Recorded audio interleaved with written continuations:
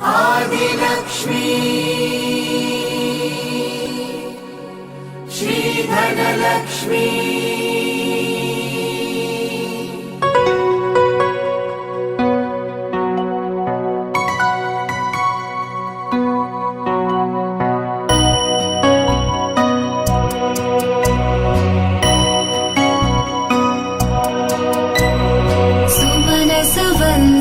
सुन्दरि माधवी चन्द्र सहोदरि हेममयी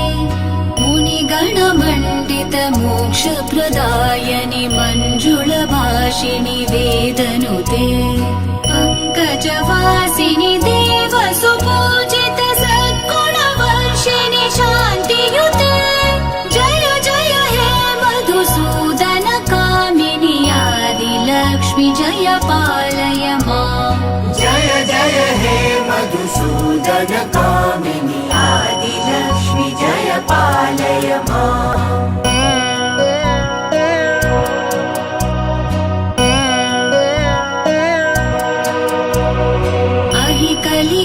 अहिकलिकल्मषनाशिनि कामिनि वैदिकरूपिणि वेदमये क्षीरसमुद्भव मङ्गलरूपिणि मन्त्रनिवासिनि मन्त्रनुते मङ्गलदायिनि अम्बुजवासिनि देवगणाश्रित पादयुते जय जय हे मधुसूदन कामिनि धान्यलक्ष्मि जय पालय माम् जय जय हे मधुसूदन कामिनि धान्यलक्ष्मि जय पालय माम्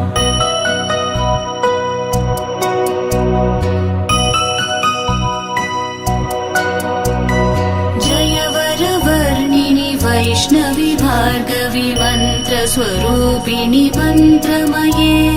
सुरगणपूजित शीघ्रफलप्रद ज्ञानविकासिनि शास्त्रनुते भवभयहारिणि पापविमोचनि साधुजनाश्रित पादयुते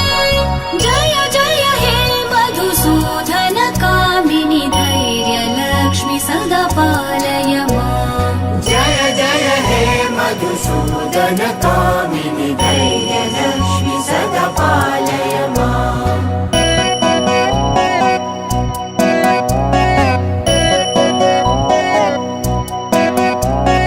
जय जय दुर्गतिनाशिनि कामिनि सर्वफलप्रद शास्त्रमये रथगज तुरगपदाति समावृत परिजन मण्डित लोकनुते हरिहर ब्रह्म सुपूजित सेवित तापनिवारिणि पादयुते